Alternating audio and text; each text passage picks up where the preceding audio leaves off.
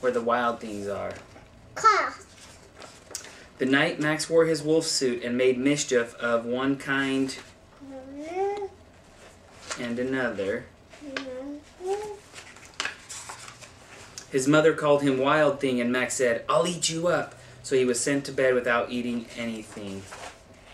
That very night in Max's room, a forest grew and grew and grew until the ceiling hung with vines, and the walls became the world all around.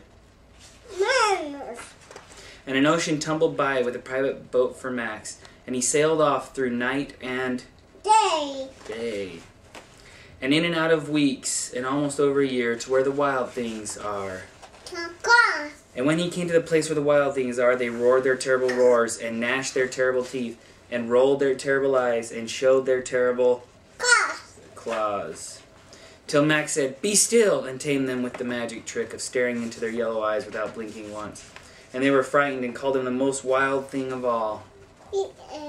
And made him king of all wild things. And now, cried Max, let the wild rumpus start.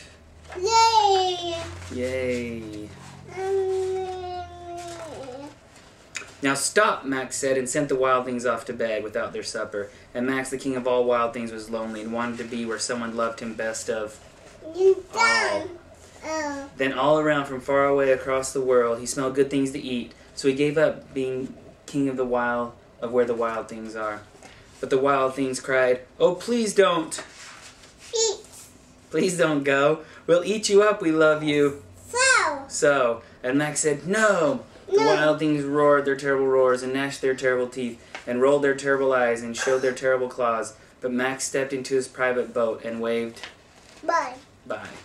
And sailed back over a year and in and out of weeks and through a day. And into the night to his very own room, where he found his supper waiting for him. And it was still